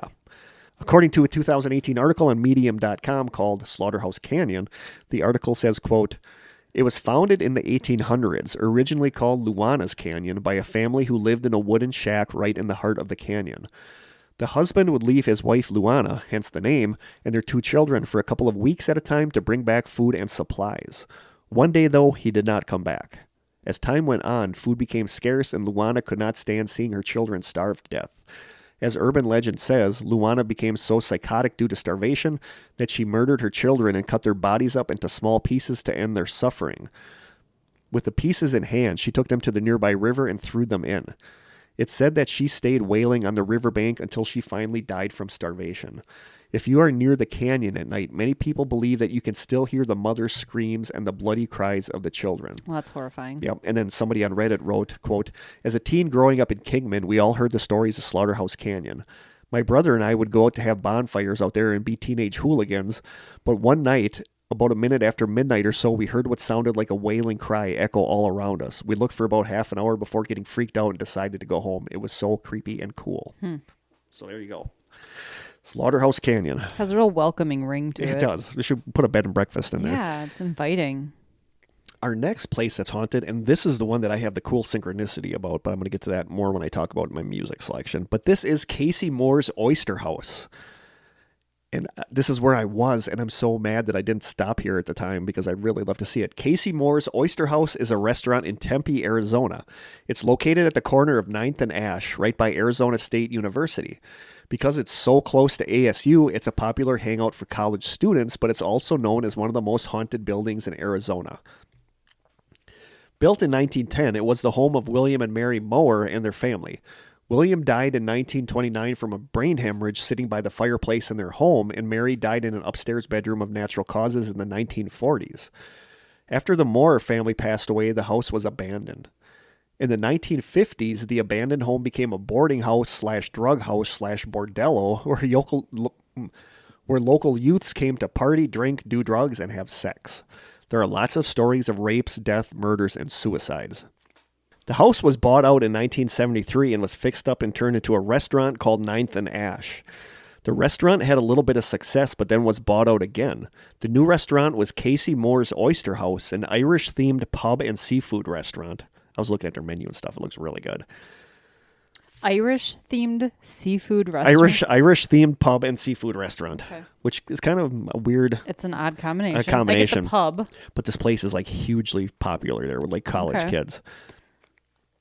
From the PhoenixGhost.com website, quote, residents across the street have reportedly seen a woman dancing through the second floor window of the restaurant late at night. She usually appears around 4 a.m. and is sometimes accompanied by a man who dances with her. On at least 4 different occasions, neighbors have called the police, who arrived to an empty house and untouched alarm system. Many suspect that the dancing couple are the ghosts of William and Mary Moore, who danced the night away to music playing in the restaurant. Longtime residents say that the couple is glad to see their old home has been restored into a lively restaurant, prompting them to dance in celebration. Neighbors also say that the spirits of the dancing couple is accompanied by a strange, faint glow from the second-story window. The ghost of a young woman who was raped and murdered in the building has also been seen around the restaurant. Unlike the spirits of the Moores, she appears during business hours. Those who have seen her claim that she has dark hair and light eyes, and she appears at the corner of your eyes. She stares at you until you turn to look straight at her, and then she disappears. Creepy. The ghosts at Casey Moore's are known to pull some strange shenanigans. Many believe that some of the spirits from the bordello like to engage in mischief from the afterlife. The staff has set the tables, chairs, and silverwares before closing, only to find them rearranged in the morning when opening. Staff and customers have also seen silverware launched from the tables on multiple occasions. Lamps have started swinging violently on their own. There is an account of a photo frame being launched across the restaurant with the nail still in the wall, as if someone had lifted the picture and threw it across the room. When the old house was being transformed into the bar and restaurant it is today, a photograph of a young boy was discovered. Co-owner Patty St. Vincent kept the photograph, but it was not until later that she realized its significance. Over the years, employees of Casey's have told stories of seeing a boy frequently roaming around the house. St. Vincent rediscovered the old tattered photograph and showed it to employees who confirmed her suspicions. The bizarre sightings of the young boy are the boy in the picture. And that's weird. Mm-hmm. Like when people see this boy and then they find the photograph and there's a picture of the boy. Talk about validating. Yeah. But that is Casey Moore's Oyster House, and I so badly want to visit there. The next one is the Vendome. I think it's Vendome. Vendome or Vendome. Probably Vendome Hotel. According to the awesome, this is a really good site too, hauntedhouses.com. It's just hauntedhouses.com, but it's this couple that goes around to places all around the country that are supposed to be haunted, and they like stay there and they like write their reports and stuff, and it's actually a really cool site. Hauntedhouses.com. Quote, in 1917, the city of Prescott was a very popular place. People were moving here to try their luck at mining or to take the opportunities created by mining to earn a living. Other folks found that the dry desert air was just right to try to beat tuberculosis or other chronic illnesses. Prescott was widely advertised as a health center and attracted many summer visitors who enjoyed the climate and stayed on to recover from TB during the mild winters. During this period, a number of sanitariums, as well as rooming houses, boarding houses, and hotels for their families came into being. Built in 1917 by a wealthy rancher named Mr. Jones, the Hotel Vendome was advertised as an attractive small hotel with 30 rooms and 16 baths, wide verandas upstairs and down, an attractive lobby, hot and cold water in all rooms, night and day phone service with buzzers in all rooms, excellent steam heat, free parking 1/2 block from the plaza, 1 block east of Highway 89, and rates that are reasonable starting at $1.50 for a single bedroom. Dang. Yeah, cheaper in those days. A little bit. Yeah. The local newspaper, the Prescott Journal-Miner, said that the Vendome Hotel was, quote, the classiest place in town. When it was first built in 1917, it offered 31 guest rooms and 16 bathrooms. I don't like the idea of not having your own bathroom. No, that couldn't is a deal breaker for me. Yep, Sorry. 100%. Both locals and out-of-towners fell in love with the beloved establishment throughout the 20th century, becoming a favorite building in Prescott. Staying here was a relaxing place to unwind and enjoy the comforts offered in this upscale Western-style hotel. In 1983, the Hotel Vendome was still well-loved by the community, but was looking a bit frumpy and run down. It had fallen into the cycle of being a low-rent boarding house that didn't make much money. It was in need of restoration and renovations for the modern guest. One group of investors stepped up to the plate, and when they had to bail out, another group took over. This group did a huge restoration, as well as adding private bathrooms, air conditioning, and heat. I bet you it sucked not having air conditioning in there. Yeah. The Hotel Vendome has had many owners throughout the years. One of the first owners was a couple who thought that they were very much in love. I don't know. I don't remember reading this. Their story begins with a woman, Abby, who had come to Prescott in the late teens for treatment for her tuberculosis. She was one of many sufferers of this disease that came to Arizona. The famous Doc Holliday was also a TB sufferer when he went to Tombstone along with the Earp brothers to help Sheriff Virgil Earp. I just smacked my microphone. Sorry. Okay. Abby met and fell in love and married a man named Mr. Burr, B-Y-R. This couple in 1921 bought the Hotel Vendome and ran the hotel. Unfortunately, they lost the hotel because of unpaid taxes. The new owners kindly let the Burrs stay in room 16, located on the second floor off the veranda, and hired them to continue to manage the Vendome. Mr. Burr lovingly took care of Abby in her chronic condition, and they lived there happily until tragedy struck. One day, Burr went out to get Abby some medication, and he never came back, either because he met with foul play or cracked up and just left her, but Abby was devastated. She was so heartbroken that she refused to eat, and she died in her room, which was room 16. Throughout the years since, visitors have experienced tons of ghostly phenomena in the hotel. It mostly boils down to 2 spirits that are said to haunt the hotel. The first one, obviously, is Abby. Guests that stay in room 16 often report a feeling of being gently touched, and they feel a gentle, cool breeze blow past them, often smelling perfume as it happens. Guests can hear and feel the unseen presence of Abby sit on the bed. Abby will occasionally make a visual appearance in her room. She started to appear after World War II. It's also been said that Abby has spoken to guests when they're in a sleep state. Abby seems to be fascinated with lights, fans, and faucets because these seem to turn themselves on and off a lot in the hotel. Maids, while cleaning up the various rooms, sometimes have the TV on when they work. They have reported that Abby will turn down the sound on the TV if it's a show she doesn't like, but she'll turn the sound back up if they switch channels. And it's said that Abby absolutely hates MTV. Like, if you put MTV on, Abby wants nothing to do with it. She probably misses when they played videos. She probably does. But people that stay in room 16, like, almost always bring gifts that they leave for Abby, which I think is really cool. Like nothing bad has happened. Like, Abby is supposedly like a super sweet ghost. Male and female footsteps have both been heard in room 16, which travel down the hall and descend down the stairs to the lobby. How do you know the difference between a male and a female footstep? I don't know. Okay. Huff Paranormal picked up some EVP voices of friendly spirits in room 3, a male and female, and these spirits seem to follow Mr. Huff and Debbie into room 16. So Abby is one of the 2 ghosts that are said to lurk the hotel, and the other ghost is that of a cat named Noble. Guests have left kitty toys in room 16 for Noble the cat. Guests have heard this ghost cat batting at the coat hangers in the closet and playing with a kitty toy on the floor of the room. They hear the bell inside the toy jingling. The spirit of Noble the kitty likes to sit beside guests on the bed. Sometimes the living hear kitty noises coming from this friendly animal spirit. Some people report hearing it purring and even hear it meowing. Oh, that'd be awesome. And it's said that the spirit of Noble the kitty will rub gently against the living. I think that's so cool. Like, I really want to go to this. That wouldn't freak me out. No, I really want to go stay. Especially Abby, too, sounds awesome. I really want to stay in this place.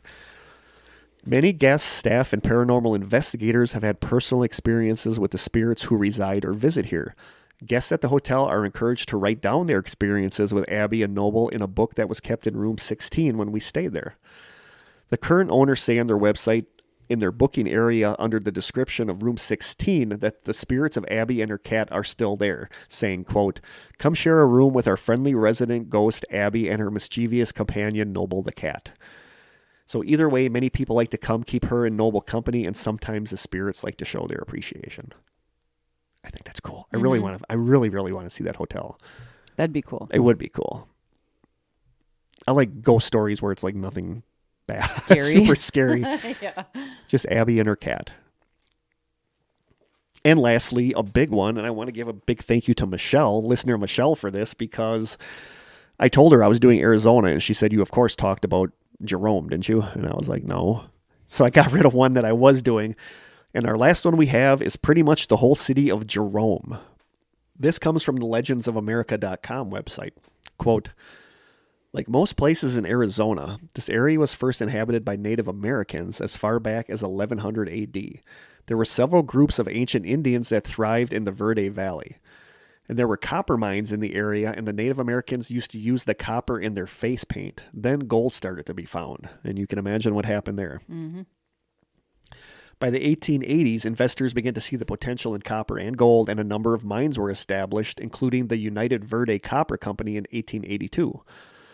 Owned by territorial governor Frederick Tritle, the governor obtained financing from New York investors James McDonald and Eugene Jerome, for whom the town was named.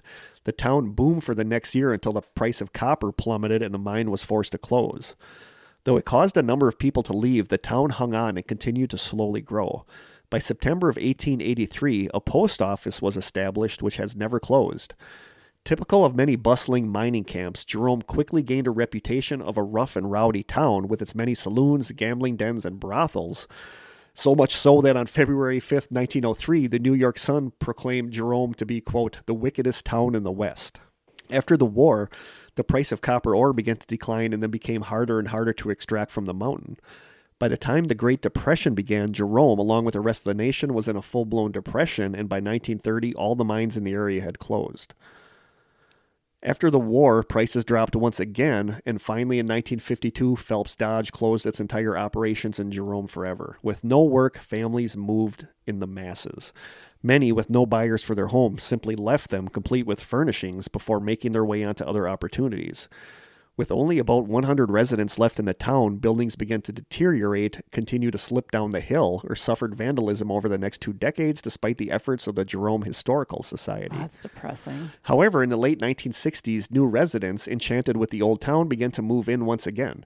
It soon developed into an artist community and tourist destination.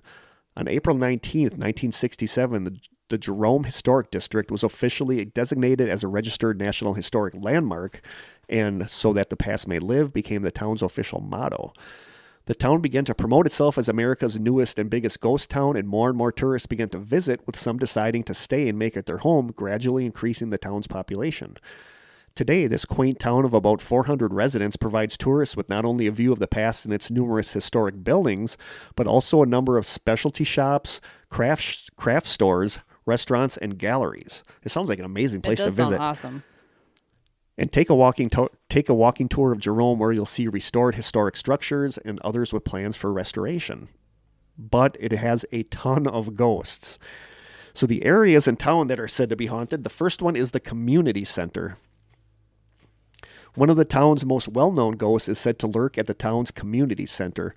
Formerly called Lawrence Memorial Hall, the building is called around town, quote, "Spook Hall," due to several strange happenings. Before the building was built, in its place stood several small shacks referred to as cribs, used by the, quote, "sporting ladies" who lived there and entertained their guests. In one of these lived a prostitute who was stabbed to death by a miner. It is this forlorn soul that is said to be often seen standing in front of Spook Hall, lingering there momentarily before moving onward towards a hotel where she suddenly vanishes. Another haunted place is Mile High Inn. One of the more popular ladies of the evening was Madame Jenny Banters, who became one of the richest women in northern Arizona. The Mile High Inn was originally built in 1899 in Jerome and was known as the Clinksdale Building. Built over the ashes of a burnt-out building, the new structure had 18-inch thick walls to make it as fireproof as possible. Sometime later, the building became the home of Madame Jenny Banter's popular bordello, where Jenny and her ladies entertained numerous men.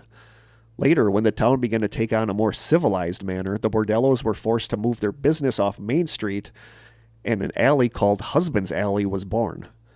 Though Jenny had done well for herself too, she allegedly lost her life to a client after moving from her Main Street location. By this time, prostitution was illegal but continued to thrive in Jerome until the 1940s.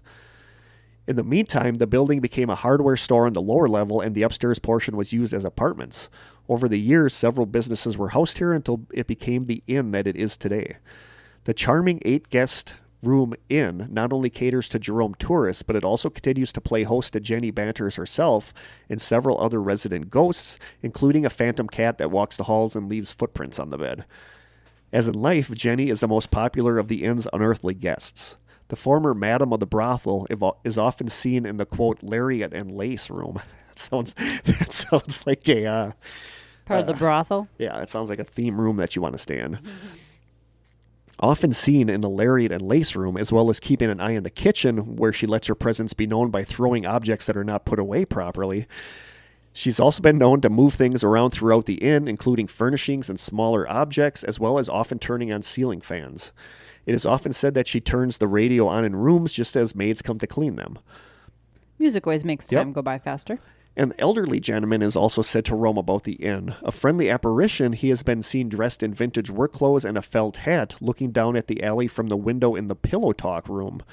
These rooms are pretty sketchy. Yeah. In this room, he also reportedly leaves his indentation on the bed. Also blamed on this old man are wall hangings and pictures often rearranged or placed in the armoire of the kiss and tell room. The armoire doors here have also been known to open and close on their own. Another younger man who isn't so friendly evidently loves to startle guests and staff alike. Although he doesn't hurt anyone, he allegedly loves to blow cold winds through guest rooms and has been known to appear as a shadowy figure in the Victorian Rose Room, as well as in the restaurant. This hazy figure is often seen wearing a grumpy look of disapproval on his face. Other phenomena include locked doors that open and close by themselves, mysteriously rearranging furniture, utensils that fly off their resting places in the kitchen, cold winds blowing through the rooms, and a statue that constantly turns itself around. In the Victorian Rose Room, the smell of roses or perfume is often detected, and the water faucets tend to turn on and off by themselves. What's with statues turning themselves around? I don't know. Is that in Arizona? Like a theme in Arizona? Is that like an Arizona thing? The most active place in this building is probably the restaurant and kitchen. Here, whistling is often heard in the bar area. Metal signs have flown off the wall. Glasses slide off tables with a crash. A woman has been heard singing, and electrical devices seemingly have a mind of their own, turning on and off at will. I got to visit Jerome. Jerome sounds like a paranormal investigator's dream come true. Yeah. Next is the Connor Hotel in Jerome. First built by David Connor, calling itself Connor's Corner, it was erected in 1897 by David Connor. The 3-story brick hotel offered 20 guest rooms as well as a saloon, card rooms, and billiards on the first floor. In room 1, a tale circulates that the first guest to stay in the hotel was its electrician, who was frightened by whispers and the sounds of women laughing in the room. Later, he felt cold chills in a room and spent the rest of the night sleeping out in his van. Since that time, other strange events have often been reported, including doors opening on their own and odd images appearing in photographs. In room 2, it's said that objects tend to move around of their own will, including furnishings and small guest items. In room 4, guests and staff have reported hearing an old man coughing and a dog growling. That'd be creepy. Yeah. Growling's never a welcome sound. And another one is the Jerome Grand Hotel. And I think this is like the big one in the town, is the Jerome Grand Hotel. Perched above downtown Jerome, high above Cleopatra Hill, is another haunted hotel, the Jerome Grand Hotel. Originally, this building served as the United Verde Hospital, which opened in 1927. In 1994, the building was purchased by the Arthur family from the Phelps Dodge Mining Corporation, and the restoration to its current glory as the Jerome Grand Hotel began. All effort was given to maintaining the interior and exterior integrity of the historic building, and in 1996 it finally reopened as the Jerome Grand Hotel. Almost from the beginning, the building has had a history of hauntings, perhaps because of the many people who died there or the emotional trauma suffered by the many housed in its asylum.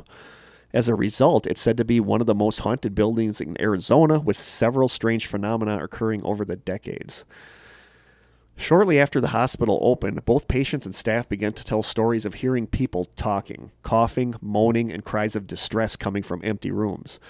Some believe that they might have possibly been coming from the sound of many lingering spirits who had died in the deathly flu epidemic of 1917, although the hospital wasn't even built at that time. I don't know how that works. One of the first reports of a spectral soul was a woman dressed in white that began to be seen on the hospital balcony shortly after its opening. Thought to have been a nurse, the phantom lingered for years but has apparently moved on, as she has not been seen since the building became a hotel. One spirit that has lurked in the building for many years is that of an old bearded miner. His appearance was first reported by a hospital patient who reported having seen the bearded man gliding down the hallway, turning on all the lights on his way. Another nurse during the building's hospital reign reported having seen a bearded man standing at the very end of the hallway. However, when she approached him, the man mysteriously disappeared. Today, the hotel guests continue to report seeing the ghostly vision of the bearded man, especially on the second and third floors. Another spirit, that of a small boy, described as about 6 years old, has also been spied on the third floor. The phenomena described in the historic hotel includes all manner of strange occurrences, including the sounds of phantom footsteps going up and down the stairs and hallways, doors that open and close on their own, objects that move of their own free will, and electrical appliances that turn on and off by themselves. Many of these bizarre happenings occur before the housekeeping staff, who has seemingly become favorite targets, sometimes hearing their names being called out by phantom voices. However, they say that the ghosts are friendly enough, and that when they ask them to stop, it does stop for a few days. That's polite. That is nice to the ghosts.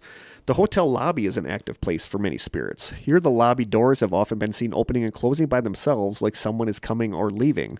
Chairs have been rearranged while desk clerks turn their backs. That would creep me out. Mm-hmm. Items have flown off the shelves in a gift shop, as well as from the walls in the lobby. The lobby desk has also received several phone calls from empty rooms, so it comes as no surprise when a line is picked up that no one is on the other end. That creeps me out. Yep. You don't like phone stuff. No, I don't like phone stuff. Near the old 1926 elevator, which is still operational, a finely dressed elderly woman in white has often been seen standing. But the hotel's most famous ghost is that of a man named Claude Harvey, who was a hospital maintenance worker in 1935. Harvey, who was well known in Jerome, was more often called Scotty by townsfolk, died in the building. When Harvey's body was found pinned under the elevator in the basement, his death was ruled an accident.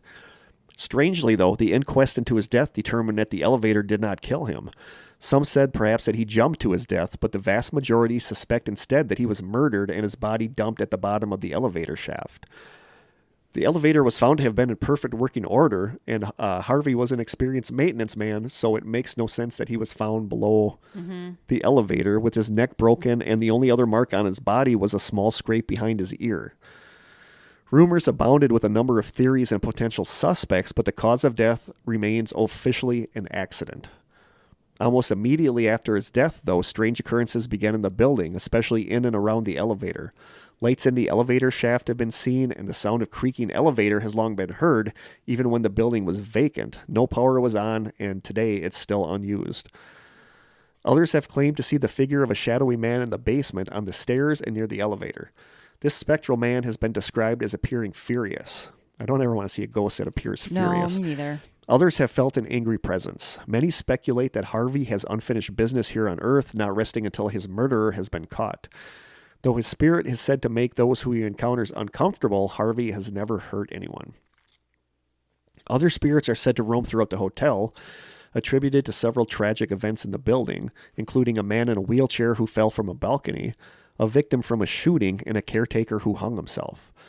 A woman in white is sometimes seen roaming the hallways, and a small child has been seen running through the bar area. Guests and staff continue to report being pushed in the hallways, doors slammed shut by themselves, ghostly cries are heard, and photographs persistently develop with ghostly hazes and numerous orbs. The Jerome Grand Hotel was featured in a segment of the popular Sightings television show several years ago and has been investigated by several ghost hunting groups who have reportedly recorded paranormal activity on film and audio. Today, it provides 23 fully restored modern rooms, with more rooms available in the future as it continues to renovate. It is Jerome's only full-service hotel with its own bar, restaurant, gift shop, and a 24-hour front desk. I really want to visit that place. And more phenomena in Jerome. Just below the hotel on Cleopatra Hill is an abandoned building that was once a clinic. It was here that many of those killed in the 1917 flu epidemic lost their lives. The building has a long reputation of being haunted, as numerous tales are told of former patients being seen in windows of the abandoned building. And further down the slope stands the old Episcopal church, where a white misty figure has often been seen walking around. Beneath the streets of Jerome, the mountain is still filled with several abandoned mine shafts and tunnels. These too are said to be haunted, especially by a miner named, quote, Headless Charlie. Decapitated in a mining accident years ago, Charlie's head was found, but his body was never found. Almost immediately after his death, miners began to report hearing unexplained footsteps, seeing unexplainable footprints, and seeing a shadowy headless spirit. Many believe his spirit continues to stalk the dark tunnels beneath the city. In the Cribs district, which was where the prostitutes worked, many have reported paranormal phenomena in this alley, including the feeling of being watched, the sound of phantom footsteps, hearing girls giggling, a persistent odor of perfume, and strange shadows that move around at night. With all the other apparitions wandering about this historic town, the town's cemetery, of course, includes its own paranormal activity. It includes graves dating from 1897 to 1942. Visitors here have made numerous reports of dark figures moving amongst the tombstones at night, the sound of footsteps, and the sound of distant voices. So there you go. Wow. There is some. Place is haunted. I want to visit Jerome. Jerome is on our list now of places to visit on our cross-country ghost trip. That's Jim's middle name, by the way. Jerome? Mm-hmm. I did not know that. So there you go. There is some Arizona stuff. Hopefully it was cool. Or hot. Or hot. Probably hot. No, in Arizona. If you guys want us to do your state, let us know. We maybe do another one this season. Okay. Do another strange states. But so far we've done what? Idaho. We've done Arizona, Idaho, Colorado, Missouri. Half of Wisconsin. Ohio cryptids. Is that it? Maybe. We got to get a map. We got to get a map and start crossing them off. It's actually really hard to find like a paper map these days. It is. So there you go. That is Arizona. Hopefully that was to your liking. I really, really want to get back there. But I'm going to tie that in with our song choices. Okay. For a while, back in the late 90s, early 2000s, I don't know what it was, but a lot of the bands that I absolutely loved were from the Tempe, Arizona area. Weird. Like Tempe had a really, really good music scene. I originally had 4 songs picked, and I took out the last one because I think I'm almost going to do a side session about that song alone, because there's a lot you can talk about with that song. So today I have 3 choices, actually. One of these I've talked about on here before, but the one that I had a weird synchronicity with, and this is by a band that I absolutely love, and I don't know if I've really talked about them on here a lot, and they are from the Tempe, Arizona, and that is the band Jimmy Eat World. Like, I adore Jimmy Eat World. I think it's a self-titled album. It was called Bleed American, but then 9/11 happened, so they got rid of the Bleed American. But it's their album that has the middle in it. It has, I'm trying to think of there were other singles off of there. But that album is one of the albums that I listen to where there is not a bad song on it. Like, every song on that album is really, really good. And there is a song on that album called If You Don't, Don't. And that is one of my favorite songs by Jimmy Eat World. That's always been one of my favorite songs by them. And it's just your basic Jimmy Eat World, kind of like rock and roll song. But I love this song, and I've always loved this song. And I want to say 2 months ago, when I was laying in bed, this song was going through my head. And there's a lyric in the song, and there's a lot of lyrics in that song that are specific to something. And one of the lyrics in that song was Ninth and Ash on a Tuesday night. So I was looking up to see what some of the stuff in the song was about. And Ninth and Ash, I looked up, and Ninth and Ash in Tempe, it said it was a restaurant that the band used to visit. And that ended up, when I was doing the research for this article, I went to Casey Moore's page and I saw the address, and that's the restaurant that the band was talking about in that song was Casey Moore's Oyster House, which was one of the places I talked about in this episode as being haunted. Ah, funny. So I just think that's so cool that was a weird synchronicity that this place showed up twice, like for me now. But it is the song If You Don't by Jimmy Eat World. Love, love, love Jimmy Eat World, and I really love this song. So I'm going to post that in the group. My other one I've talked about on here is by the group The Refreshments, which were also a Tempe band. And I've mentioned it on here in the past. It is the song Nada, Nada. And it's just such a good song. And this is like when you picture like Arizona deserts and stuff, this is the song you picture. And I think the guitar work in this song is great. And a couple YouTube comments on here. I have two of them. One person wrote, quote, I remember listening to this album casually and enjoying the hell out of it. One day I just sat in absolute wonder when I actually stopped and listened to this song. Absolute genius. So effortless, so perfect, so eloquent. The phrasing and tone are just mind-blowingly astonishing. I keep trying to play this album for my friends to get them to truly appreciate what it is I hear, and it's so disheartening that they don't seem to recognize the brilliance of this music. And another comment on YouTube is, quote, one of my favorite memories, and I mean a moment so full that you carry it with you for your whole life, was being in the desert at Rocky Point in October, I think of 2003. I was out with a friend who turned me on to the band The Refreshments in the 90s, and our little portable stereo started playing the song Nada. We were drinking warm tequila from the bottle and tearing limes open with a Swiss Army knife that was too dull to cut. About halfway through the song, it started to rain, and I swear that God was in every drop. I like that. I think that's so cool. But it's just the song starts with a harmonica, and then after a little harmonica part, the drums kick in, and it's just such a good song. And it's in my top 5 favorite songs. It's in my top 3 favorite songs, actually. And that is Nada by The Refreshments. The Refreshments have broken up, but their 2 albums are just amazing. Most people know them for the song Bandidos. And it's one of those songs that I think if I hear it, I'd know it. Yeah. If you heard it, I think you would know it. But it was popular because of that. But everybody that has ever listened to this album or heard the band says that this is like their song. Nada is their song that should be known by everybody. And my last music pick is just a personal one to me. Because in the early 2000s, I must have been 30 or whatever, I was obsessed with this band. And this is a band that nobody has really ever heard of. You know, they were a small band out of the Tempe music scene. And I don't remember how I first heard them, but I was just in love with them. And I got to be friends with other people who were hardcore into the band. And it's one of those neat things where there's a band that you like that nobody really knows about, and you're with this small community of people who you have this in common, that you love this band. Mm-hmm. And I mean, this is your typical 2000, 2001 punky, rock band. And I don't know what it was about them, but I was obsessed with this band. I still have some of their band t-shirts at home, and nobody's ever heard of them, and it sucks because they were a really good band. And the band's name was Pollen, Pollen. Mm. And I was so obsessed with them. And I still talk to some of the guys on Facebook from the band. And I'm still friends with the friends I made that were fans of the band. But I'm going to post the song A Clear Complexion by them because I love the song A Clear Complexion. And that is the band Pollen. And that's just really personal to me because I love that band. So there you go. Those are my Tempe area bands. I had one more, but I'm going to do a whole side session about it. But I'll tell you, I think it's one of the best songs of the 90s, if not the best song of the early 90s. And it is the song Hey Jealousy by the Gin Blossoms. Such a good song, but there's a lot of story behind that song. Okay. So those are my 3 songs. I will post them in the group. Cool. What else we got?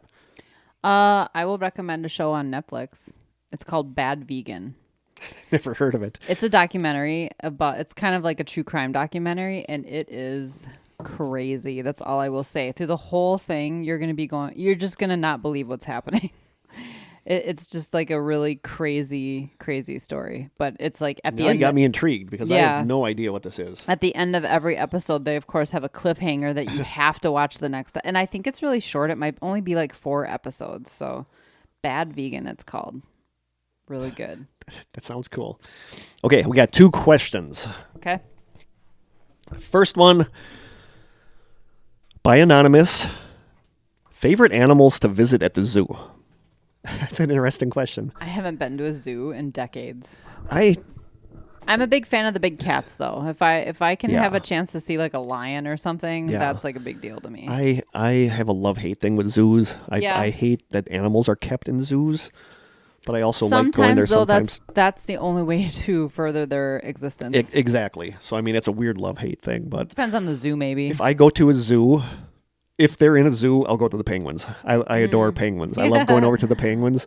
I wish we had pandas because those things are crazy and hilarious. But like you, I love the big cats. I like the cougars and stuff like that. Going to the zoo and seeing them. But it's also, it sucks because I like the zoo, but there's always this feeling of sadness for the animals when I go there. Because they're captive. Because they're captive. And I don't know. I mean, I like the zoo, but at the same time, I don't. There is one that's in the Manitowoc area that we went to once, and I remember it was like, I don't know if it was a wolf or something, and it just paced and paced. Yep, and yeah, paced. that's the wolf. I know that's the Manitowoc one because I know the wolf you're talking about. I know right where that is. I did feel bad about that. Yeah, I still go there every now and then if I have like time to kill. I'll go walk through the zoo, and it's just like, I know, but that wolf just you can see that it's worn a path from its pacing, and it just sucks because I just can't be happy there because I feel so bad for the animals. But a penguin if they're at the zoo, and if not, a big cat. Yeah, the big cats are cool because you feel like you're just so close to a predator, but you're safe. You get to observe them up close. Yeah.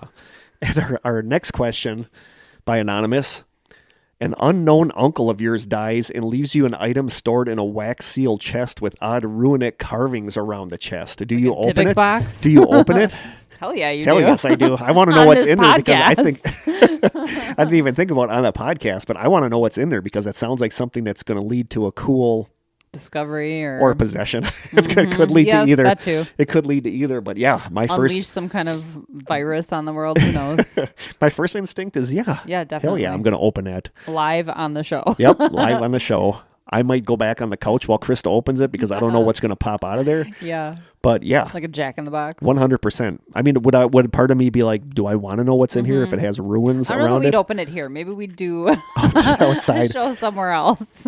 We'd pick a listener. We'd go to one of our listeners. Yes. Here, can we open this at your place? It could be a demon. Who knows? We're not sure. But the runic carvings around the chest throw me off a little bit. Like something is being kept in there. I don't know. That reminds me of a Dybbuk box. Yeah, it does totally reminds me of a Dybbuk box. My first instinct is hell yeah, but I think I would have to think about it. Not here. And then I don't. Yeah, maybe not here.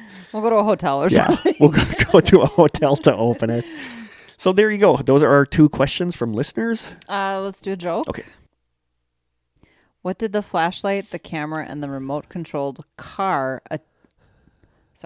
Why did the flashlight, the camera, and the remote-controlled car attend the funeral? Why? They were grieving the dead batteries. That's a bad one. I'll read another one. Why didn't the team play with the 3rd basketball? Why? Because it was an oddball. These are getting up there. Those are getting as jokes. bad as the pickle jokes. I was going to bring the book back today, and I totally forgot because we sent Todd. I sent Todd his stuff. Well, I'll bring it back next time because I know you missed that bad. You did pickle. send him his stuff, though? Yep, that's all sent out. But I know you missed that book. Yeah. So I think that is it. This is going to be either a long episode or not long episode, depending on if we have to cut out the entire taste test stuff. Yeah. So again, that's my bad. I should have checked that stupid microphone, and I'm mad about that. But what can you do? We'll know next time. Yep. At least there's the camera footage of us eating it. Definitely. But I think that's it. I think so Hopefully too. This was okay. Strange States episodes, I feel like, are good, but they meld into each other where it's, every state has its haunted places, Cryptids, and there's only so much weird stuff you can talk about. But I want to stay. Enjoy them, though. I want to stay at that Hotel Vendome with the Abby and the ghost cat. I really want to stay there. I think what's cool about the Strange States episode is it gives people a destination to visit if they want to. I still dream of us doing a road trip, but maybe one day we'll see. So I think that is it for Krista and I. We are going to sashay into our side session, which this time is all about music. And this isn't a researched one. This is just Krista and I talking off the, I was going to say talking out of our butts, but talking off the top, cuff. talking off the cuff. Yeah. So from Krista. That was the fart episode. That was the fart episode, talking out of our butt. Thank you guys so much for the food stuff and the stuff you guys have sent us. Yeah, I'm psyched about this jardinera. We absolutely love you guys so much. So thank you for all of that. Hopefully next time I'm on here, I'm in a better mood. My back doesn't hurt. I don't forget to turn on the microphone for the taste test, but we're going to see. So I think from Krista and I in the strange cellar, until next time, stay strange.